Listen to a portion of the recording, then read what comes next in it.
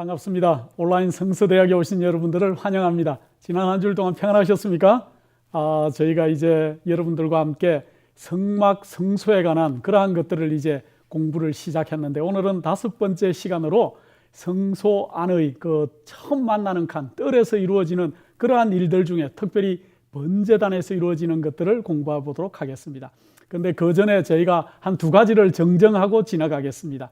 지난 시간에 저희가 강의할 때 성소의 정문의 크기를 설명할 때 처음에는 20규빗, 약 한 10m 정도 된다고 그렇게 설명을 드렸는데, 강의를 하는 도중에 이제 급한 마음에 20m라는 그러한 용어를 몇 번 사용했는데 다시 정정합니다. 성소의 정문은 20규빗이고 한 약 10m 정도 되는 그러한 넓이였다는 것들을 여러분들이 기억하시면 좋겠습니다.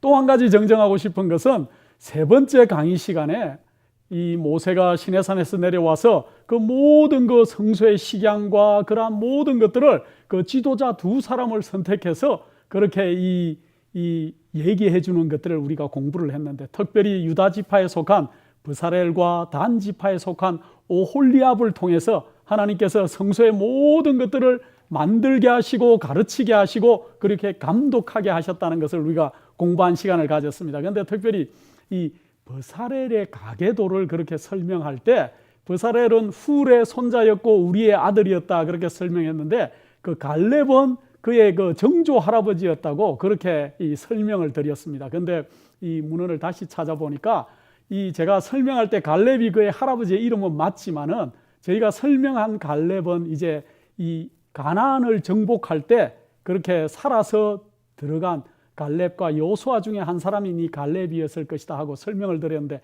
아마 그것은 동명이인이었던 것 같습니다. 그래서 오늘 시간에 좀 정정을 하겠습니다. 역대하의 상에 보면은 2장에 보면은 이 브사렐의 가계도가 나오는데, 이 갈렙은 아마 동명이인이었을 것이다. 그래서 정조 할아버지가 이름이 갈렙은 맞지만은 그 갈렙이 이제 이 12정탐꾼 중에 그 갈렙은 아니었던 것 같습니다. 그래서 그 2가지를 정정하고 오늘 강의를 시작하겠습니다. 오늘은 특별히 이제 지난 시간에 우리가 배웠듯이 이 죄인이 희생 제물을 끌고 이제 성소로 와서 제일 먼저 만나는 성막의 제일 먼저 칸인 이 정문을 우리가 공부했는데, 그 정문은 특별히 청색과 홍색과 자색과 그리고 가는 흰 배실로 공고하게 꼰 그러한 이 천막처럼 그 천막의 문이었다 그렇게 설명을 했는데, 그 청색은 우리의 온전한 순종을 그렇게 상징했고, 그 다음에 또 홍색은 여러분도 잘 알다시피 우리 예수 그리스도의 보혈의 피를, 희생을 상징하는 그 홍색을 상징했고, 그러나 청색과 홍색이 섞어지면은 자색, 자주색이 되는, 그래서 우리가 우리의 이 예수 그리스도의 희생의 피와 우리의 순종이 결합될 때 우리가 앞으로 하늘의 왕족으로서도 그렇게 살 수 있는 그러한 놀라운 것들을 설명하기 위해서 우리가 이 정문의 색감들이 그렇게 사용했다는 것들을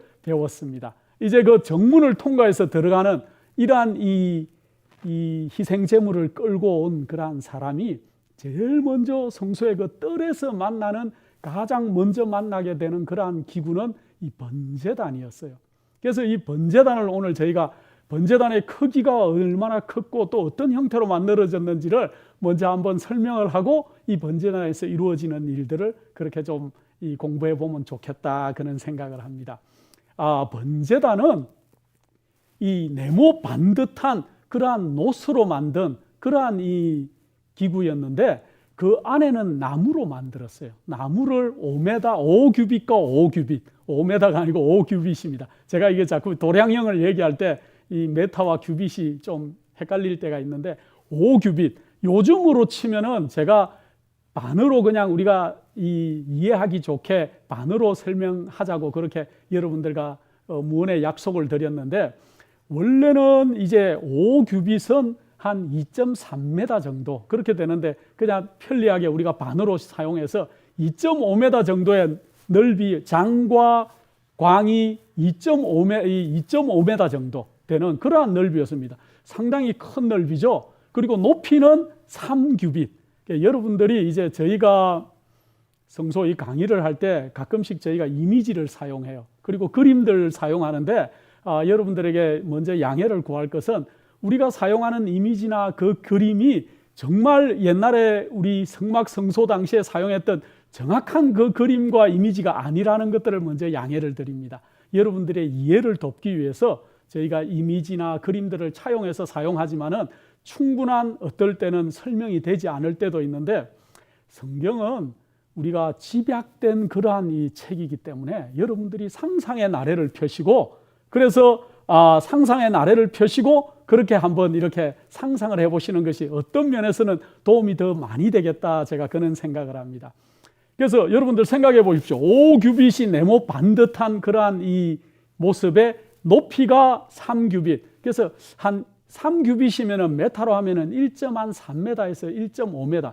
제 키가 180cm입니다. 그러니까 이 1m 80인데, 그러니까 1m 50 정도 되는 높이니까 아마 한 제 이 가슴 정도에 오는 그 번제단의 높이가 그 정도 되지 않았을까, 그런 생각을 합니다. 그래서 이 제 가슴 정도의 높이의 번제단의 높이에, 그리고 2.5m가 되는 그러한 넓이의 정사각형의 그러한 번제단의 모습을 여러분들이 한번 상상해 보시기 바랍니다. 그런데 이 번제단은 이 광야에서 나는 조각목으로 만들었다 그랬어요. 우리가 성경에 보면 이 조각목을 시띠 나무라고 그렇게도 얘기하는데, 이 조각목의 특징은 뭐냐 하면은 이 나무가 굉장히 단단한 나무였어요. 그래서 벌레도 그 나무를 잘 이렇게 먹지 못하는 그러한 이 나무였다 그러는데, 이 조각목을 이 노스로 다 쌌어요. 노스로 다 싸서 이 나무가 타지 않도록 노스로 다 견고하게 싼 것들을 5규빗 정사각형으로, 높이는 3규빗, 그렇게 만들었고, 또 이 번제단에는 뿔을 4개를 노스로 만들어서 뿔을 달아놨습니다. 네 사면에. 그리고 또 이 중간 정도, 높이의 중간 정도에 이제 노스로 만든 거물을 만들었어요. 그래서 그 거물을 이 번제단 속에 그렇게 넣어 놓은 것들을 우리가 상상해 보시기 바랍니다. 이 거물을 넣어 놓은 것들은 앞으로 번제단에서 이루어지고 있는 많은 이 희생 제물들과 또 나무들을 태울 때 그러한 것들이 이제 태워지고 쟤들이 밑으로 떨어지게 하는 아마 역할을 했을 것 같다, 그런 생각을 합니다. 그 다음에 또 이 번제단의 특징은 4기퉁이의 고리를 만들어서 또 채를 만들었어요. 그러니까 소위 말하면은 이제 성막성소가 앞으로 이동을 할 경우에는 그 고리에 채를 끼워서 그 채를 메고 그렇게 번제단을 옮기도록 그렇게 만들었기 때문에 4고리 속에 이 조각목으로 만든 채가 있었고, 그 채를 또 노스로 완전히 둘러 씌워서 그렇게 만든 것들을 여러분들이 아마 상상해 보실 수가 있을 것 같습니다. 그리고 또 이제 제사장들이 희생 제물을 드리기 위해서는 바로 이렇게 올라가서 이렇게 번제 예물을 드린 것이 아니고, 그 번제단 옆에 이제 이 단들을 만들어서 거기서 아마 움직이면서 이렇게 했던 것들을 우리가 성경에서 읽을 수가 있는데, 제가 대략의 설명을 이렇게 번제단을 해줬지만은 여러분들이 상상의 나래를 펴고, 번제단의 크기가 어느 정도 됐을 것이다, 높이가 어느 정도 됐을 것이다, 또 그 모양은 4뿔이 있었고 또 채를 끼워서 이렇게 메고 이동할 수 있는 그러한 것들을 조각목을 사용했는데, 조각목 위에 노스로 다 감싸서 그렇게 번제단을 만들었다는 것을 그렇게 상상해 보시면 감사하겠습니다. 그 다음에 또 노스로 번제단에 사용하기 위해서 여러 가지 다른 것들도 만들었는데, 통을 만들었어요. 특히 통을 만들고 삽을 만들었고 그릇을 만들었고, 그 다음에 또 이 불을 옮기는 그러한 그릇들과 갈고리들을 만들었다는 것을 우리가 기록에서 볼 수 있습니다. 그래서 번제단 속에서 이루어지고 있는 많은 그러한 의식들 속에 이 그릇들이 사용된 것. 그래서 죄인이 양을 잡고 나면은 그 양을 잡은 피를 옮기는 그릇도 필요했고, 또 그 고기들을 옮기는 그러한 것들도 필요했고, 그 다음에 또 갈고리들은 특별히 이 번제단을 번제 희생 제물을 번제단 위에서 이렇게 태울 때 그 고리들로 이렇게 옮기고 한 것들을 볼 수 있었습니다. 그 다음에 또 노스로 만든 향로가 있었는데, 이 향로는 나중에 이스라엘 백성들이 이제 다시 구름 기둥이 이동할 때 이 성막 성소를 다시 이동하는 것들을 우리가 볼 수 있는데, 그때도 이 번제단의 불은 꺼지면 안 되는 것이었어요. 그래서 번제단의 불은 여호와 하나님께서 직접 붙이신 불이었기 때문에 이 불을 꺼트릴 수가 없었어요. 그래서 이 번제단의 불을 이동할 때는 이 놋 향로에 담아서 이 불을 간수해서 옮긴 것들을 우리가 기록해서 볼 수가 있습니다. 그래서 번제단은 여러분들의 상상 속에 이 정도의 모습으로 만들어진 것이라는 것들을 상상하고 나면은 훨씬 번제단을 이해하는데 우리가 도움이 되겠다 그런 생각을 합니다. 자, 이제 희생 제물을 끌고 온 그 죄인이 제일 먼저는 이제 이 번제단 뜰에서 이제 제사장을 만나서 그가 어떠한 잘못들을 고백을 하는 것들을 우리가 볼 수 있습니다. 고백을 하면은 그 제사장은 이 죄인의 머리와 또 양의 머리에 손을 얹고 안수를 하게 되죠. 그리고 자기가 지은 죄를 그 자리에서 그 죄인이 고백을 하면은 그 죄가 그 죄인의 몸에서 어린 양의 몸으로 이제 전가되는 것들을 우리가 상상해 보시기 바랍니다. 그렇게 할 때 이제 사실은 이 제사장이 그 희생 제물을 잡은 것이 아니고 죄를 지은 그 죄인이 희생 제물을 끌고 온 그 장본인이 그 희생 제물의 목을 이렇게 칼로 자르는 모습들이 있습니다. 그리고는 제사장은 그 피를 받아서 이제 그 피를 이 번제단 뿔들에 바르고, 물론 이제 앞으로 우리가 다른 이 번제나 화목제나 속죄제나 속건제를 이렇게 배울 때 그 방식이 달라요. 속죄제를 때는 이렇게 이 피를 저 휘장 안으로 가지고 가는 모습을 볼 수 있지만은 일반적인 그러한 이 번제를 드릴 때는 그 죄인의 그 피를 뿔 사면에 바르고 그렇게 붓는 그러한 것들을 볼 수 있는데, 그러한 것들을 한번 상상해 보시면은 이 번제단 안에서 이루어지는 것들을 우리가 잘 볼 수 있을 것 같습니다.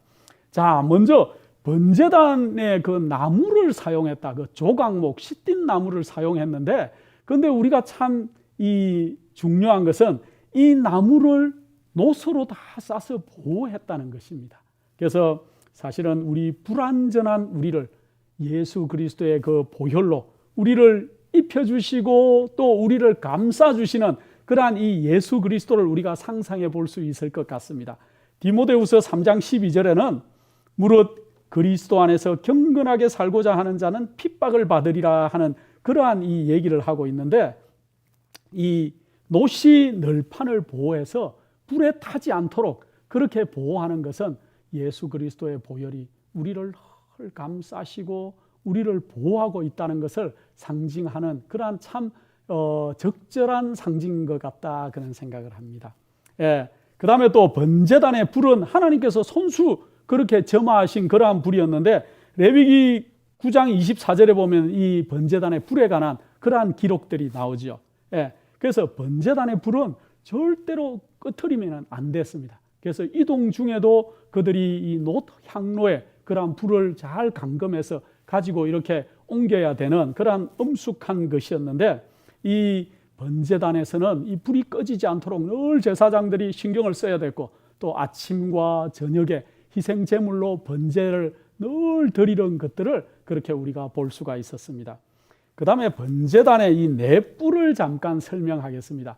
이 뿔, 사실은 이 짐승들의 뿔은 뭘 상징합니까? 그들의 힘을 상징하죠. 그래서 이 번제단의 이 뿔도 우리 그리스도의 힘과 명예와 승리를 상징한다 그랬습니다. 그래서 이 능력과 승리의 의미로 이 번제단의 뿔을 그렇게 우리가 설명하고 있는데, 이 번제단의 네 뿔은 이 세상의 구석구석까지 우리 예수 그리스도의 그러한 것들이 효염이 있다는 것을 나타내는 방법으로 번제단의 네 뿔을 이렇게 만들어 놓은 것들을 볼 수가 있습니다. 그런데 여러분들 요압을 알고 계십니까? 이 다윗의 그 군대 장관이었고 아주 훌륭한 장군이었죠. 그런데 다윗이 죽고 난 다음에 이 요압이 그렇게 다윗에게 왕위를 물려받은 솔로몬을 끝까지 지지했으면 참 좋았겠는데, 이 요압이 이 솔로몬을 지지한 것이 아니고 아도니아를 그렇게 지지한 것들을 우리가 성경에서 볼 수 있죠. 그런데 이 아도니아는 특별히 이 아비삭을 탐하다가 나중에 솔로몬에게 죽죠. 그런데 그 소식을 듣고 나니까 요압이 겁이 나서 성전으로 가가지고 성전에 뿔을 잡고 이렇게 호송하는 그러한 것들을 우리가 성경에서도 볼 수가 있는데, 그래서 이 성전 성막에는 번제단 속에 이 뿔이 있었다는 것들을 그렇게 얘기하고 있습니다.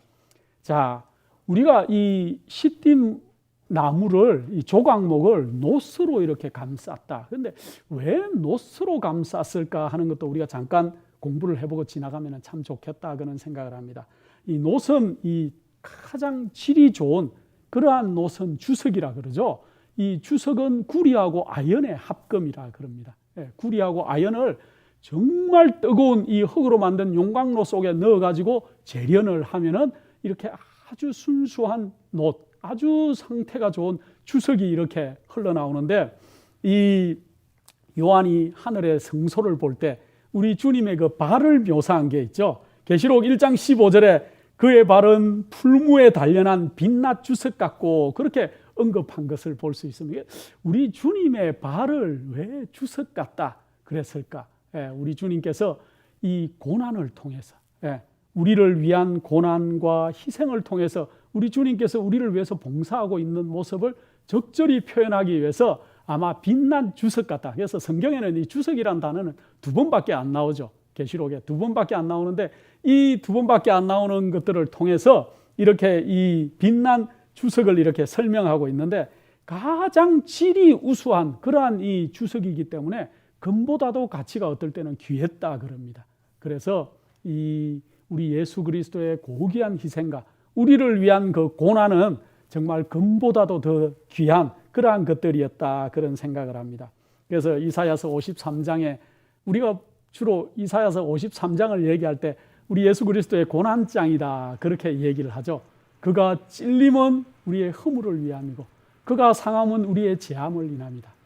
정말 이 아무 공로 없는 우리를 위해서 우리 주님께서 그가 찔리시고 맞으시고 또 고난을 당하시는 그러한 모습을 우리 이사야 선지자는 얼마나 적절하게 그렇게 표현하고 있는지, 우리가 참 그 이사야 53장을 읽으면 제가 고등학교 다닐 때 눈물을 참 많이 흘린 그러한 기억이 있습니다.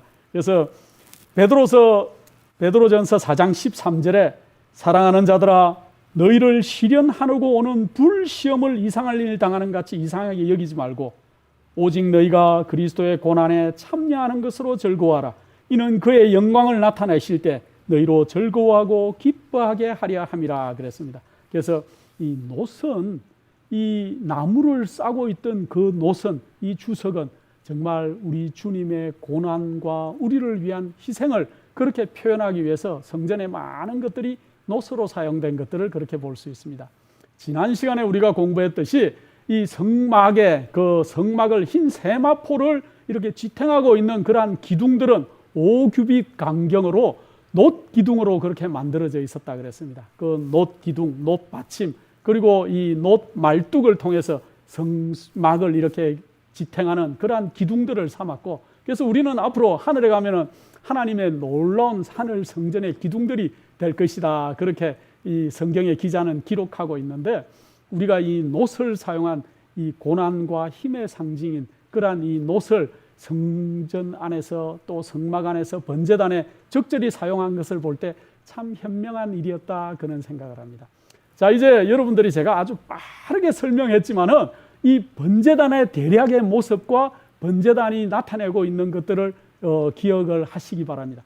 번제단에서 이루어지고 있는 모든 것들은 예수 그리스도의 십자가를 상징하고 우리 주님의 이 희생을 상징하고 또 피 흘리심을 상징하는 그러한 것들이다. 그래서 비단 번제단뿐만 아니고 이 성막 또 성소 안에서 이루어지는 많은 기명들과 또 모든 것들은 이 심지어는 실 하나 또 색감 하나까지도 우리 주님의 예수 그리스도를 나타내는 것이다. 그렇게 우리가 기억을 하면 참 은혜스러울 것 같습니다. 이제 오늘은 이 번제단 속에서 이루어지는 그러한 많은 그 희생 제물을 드리는 예식들이 있었어요.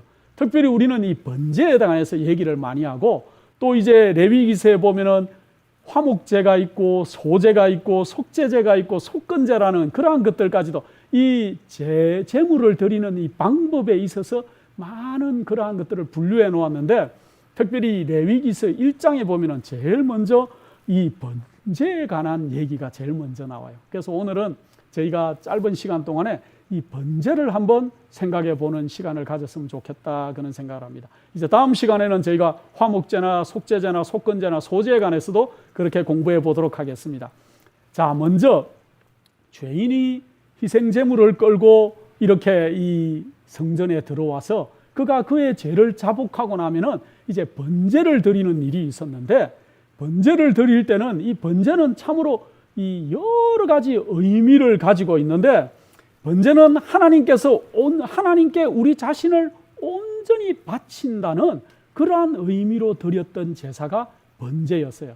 그래서 번제는 그냥 단순히 양을 잡아서 이렇게 제단 위에 불태운 것이 아니고, 그 번제를 드리는 데는 절차가 필요했는데, 먼저는 죄를 지은 죄인이 그의 모든 그 회개하는 심령으로 그가 제사장께 아뢰고, 그 다음에 또 그 제물을 이제 목을 자르죠. 그러고 나면은 이제 그 제물의 배를 갈랐어요. 배를 가르고 그 다음에 희생 제물을 딱 이렇게 벌려서 각을 뜨는 그러한 일이 먼저 있었습니다.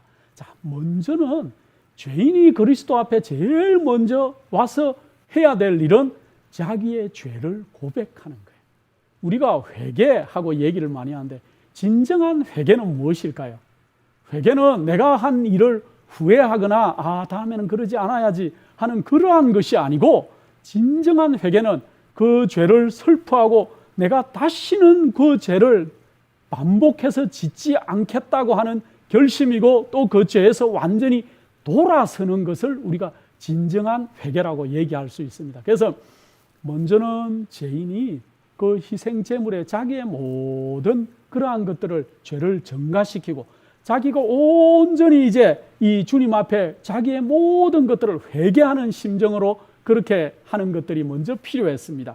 자, 두 번째는 그 죄인의 자기가 가지고 온 것으로 자기가 이 양이든지 또 자기가 가지고 온 희생 제물의 목을 잘라야 했어요. 그래서 자기의 죄 때문에 죄가 없는 어린 양이 죽임을 당하는 모습을 거기서 보면서 우리 예수 그리스도를 생각해야 되는 그러한 의식이 번제였어요. 그래서 내 죄 때문에, 내가 지은 죄 때문에 우리 주님께서 값없이, 또 아무 이 죄도 없으신 우리 주님께서 날 위해서 피를 흘리셨다는 것을 그렇게 상징하기 위해서 죄인이 먼저 직접 그렇게 제물을 이렇게 이 피를 흘리는 모습들을 볼 수 있습니다. 자, 그 다음에 이 피를 제사장은 받아서 이 번제단 사면에 갖다가 뿌리는 그러한 의식이 있었습니다. 이 말은 이 피가, 예수 그리스도의 피가 이 온 세계 방방곡곡에 효염이 있다는 것을 드러내기 위해서 이 제사장이 그 피를 먼저 뿌리는 일이 있었습니다. 자, 그 다음에 피를 뿌리고 나면은 이제 그 동물의 가죽을 벗겼어요. 가죽을 이렇게 다 벗기는 일들이 있었습니다. 그래서 이 희생제물의 가죽을 다 벗겼는데, 가죽을 벗었다. 우리도 어떨 때 옷을 갈아입는다, 또 우리의 뭘 벗었다 하는 것은 참 신경에 많은 그러한 이 변화를 얘기하지만은, 우리가 이제까지 잘못 살아온 그러한 우리의 생활을 동물의 가죽을 벗기듯이 우리도 이제 온전하게 예수 그리스도 안에서 내가 새롭게 태어나는 경험을 하겠습니다 하는 의미로 동물의 가죽을 이렇게 다 벗기는 일이 그렇게 있었습니다. 그래서 이제는 내가 내 옷을, 내 의를 입고 이 땅에서 살아가는 것이 아니고, 예수 그리스도의, 우리 여호와 하나님의 의의 옷을 입고 내가 살아가겠다는 그러한 결심을 하는 마음으로 그가 짐승의 이 가죽을 다 벗기는 일이 있었어요. 자, 그 다음에는 제물의 배를 갈랐어요. 제물의 배를 가르고 그 내장과 창자를 다 끄집어내서 그리고 물로 씻었어요. 번제는 그냥 갖다가 이렇게 태우는 것이 아니고, 배를 가르고 그 내장과 창자에 붙은 많은 것들을 다 끄집어내서 물로 씻었다는 거예요. 우리가 어떨 때는 우리의 겉모습은 회개하는 모습, 경건한 모습으로 우리가 포장을 할 수 있지만은, 우리의 속 사람은 아직 변화가 되지. 예수 그리스도 앞에 나와서 우리가 이제 회개한다고 고백하고 우리가 새로운 사람으로 살기를 원합니다 하고 고백하지만은, 진정으로 우리의 속 사람까지가 변화가 되지 않을 때가 참 얼마나 많은지 알 수가 없습니다. 그런데 이 번제는 이 배를 가르고 그 속에 있는 창자나 내장을 다 끄집어내서 물로 씻었어요. 우리가 물로 씻는다 하는 것은 우리가 성령으로 거듭나는 것을 상징을 많이 해요. 그래서 우리 속 사람이 변화되는 것들을 상징합니다. 그래서 우리가 어떨 때는 정말 남들은 알지 못하는 내 이 창자 속에, 갈빗대 속에 아주 숨어있는 아주 그 죄악의 모습, 아직은 버리기 싫어서 내가 꽁꽁 싸매고 주님, 내가 주님 따라갑니다, 주님 일에 헌신합니다 하지만은 아직까지 남들은 알지 못하지만은 나만 알고 있는 이 창자 깊숙이 있는 그러한 죄의 찌꺼기들을 다 끄집어내서 우리 주님 앞에서 다 물로, 성령으로 깨끗함을 받는 것들을 상징하기 위해서 이제 물로 씻는, 창자와 내장을 다 물로 씻는 그러한 것들을 우리가 볼 수가 있습니다. 예. 그래서 우리가 잘못된 것을 완전히 다 고치고 깨끗함을 입어서 이제 우리는 정말 새로운 마음, 새로운 결심으로 우리 주님을 따르기로 결심합니다. 내가 이전의 생활을 다 이제 포기할 마음이 있습니다 하는 의미로 이제 자기의 내장, 그 번제물의 내장과 창자를 다 끄집어내서 씻는 것들을 그렇게 우리가 볼 수 있습니다. 자, 이제 배를 갈라서 창자와 내장을 꺼내서 다 씻고 난 그 죄인이 그 다음에 또 번제를 드리기 위해서 하는 모습은 이제 칼로 그 제물의 머리를 잘랐다 그랬어요. 머리를 자르고 두 정강이를 잘랐는데 이 다리를 잘랐다는 소리죠. 그래서 머리를 잘랐다. 여러분들, 머리를 자르는 건 어떤 의미일까요? 우리가 마음은 이제 바뀌었는데 어떨 때 습관적으로 우리의 머릿속에 생각이 떠다니는 것들을 어쩔 수가 없는 경우들이 있습니다. 그래서 우리의 머리를 잘랐다는 것은 우리의 생각과 우리의 또 사상과 우리의 감정, 또 우리가 심지어는 우리의 묵상하는 것까지도 이제 주님 앞에 온전히 내가 다 버리겠습니다 하는 의미로 그 희생제물의 머리를 잘랐어요. 예. 그 다음에 또 두 다리를 잘랐다. 우리가 사실은 이 육체, 이 몸은 다 이렇게 정결하게 되고 생각도 정결하게 되는데 습관적으로 우리가 가던 그 다리가 습관적으로 술집으로 갈 수도 있고 또 잘못된 길로 갈 수도 있는 그러한 것들을 우리가 볼 수 있는데 이제 이 번제 이 제사 속에는 이 다리까지도 나의 겉모습, 속모습뿐만 아니고 나의 생각뿐만 아니고 나의 겉모습 전부를 우리 주님 앞에 이제 완전히 다 드리겠습니다 하는 의미로 그 번제 희생 제물의 머리를 자르고 다리를 잘라서 그래서 그 모든 것들을 이제 다 모아서 이 번제단 위에서 태우는 것이 번제였어요. 번제는 참 복잡하죠. 그래서 이 번제를 이렇게 드릴 때 하나님께서 그 타는 그러한 이 연기를 아주 향기로운 그러한 예물로 그렇게 흡양하신다는 얘기인데 하나님께서 고기를 좋아해서 그러실까요? 그게 아니고 우리 죄인들이 그의 모든 생각 또 속에 있는 찌꺼기들, 내 겉모습, 나의 모든 것들을 가죽을 벗겨서 모든 것들을 다 이렇게 태우는 것들을 통해서 우리가 온전한 우리 주님 앞에 헌신을 결심할 때 하나님께서는 그 마음을 기쁘게 받으신다는 거죠.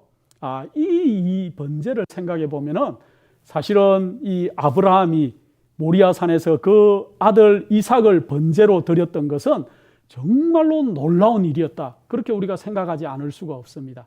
우리는 쉽게 그냥 아브라함은 믿음의 조상이었고 모리아산에 3일길을 가서 모리아산에서 번제로 아들을 드렸구나.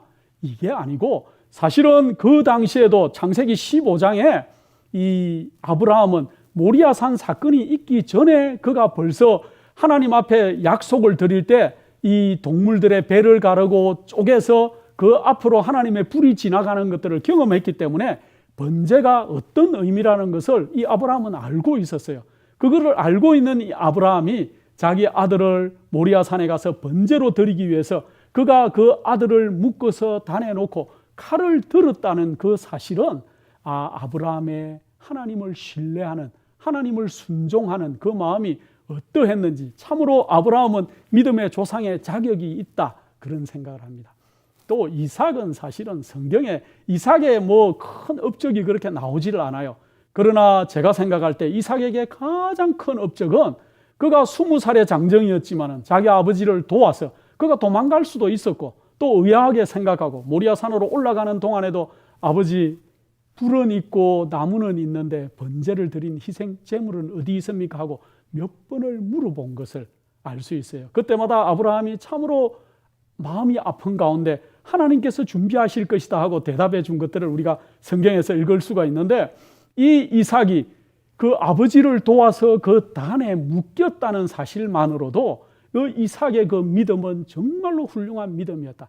그래서 부모에게 물려받은 그 신앙의 아름다운 모습을 이 이삭이 드러냈다는 것을 볼 수 있습니다. 자, 이 모리아산의 번제 사건을 통해서 아브라함은 하나님이 우리 죄인을 어떻게 구속하실 것이고 죄를 어떻게 해결하실 것이고 죄인이 예수 그리스도의 희생을 통해서 어떻게 하나님의 보좌에까지 나아갈 것들을, 구속의 모든 것들을 더 심도 있게 이해했다 그랬고, 하늘에 죄 짓지 않음 하는 그러한 천사들도 그 아브라함의 모습을 보면서 하나님께 온전히 순종하는 이 땅의 율법을 지키고 사는 백성의 모습이 어떤 것인지를 알고 있었다, 그는 이야기를 우리가 할 수 있습니다. 그래서 오늘은 이제 번제단에서 이루어지는 번제에 대해서 우리가 짧은 시간 동안에 이렇게 설명을, 제가 아주 말을 빠르게 급하게 그렇게 설명했지만은 여러분들께서 믿음의 눈을 여시고 또 아름다운 성령의 마음을, 성령이 인도하시는 그러한 마음으로 이 번제단에서 이루어지는 많은 것들을 이해하실 때 우리 예수 그리스도의 희생과 하나님의 우리에 대한 죄를 취급하시는 그러한 모든 것들을 잘 이해할 수 있을 것 같다, 그런 생각을 합니다.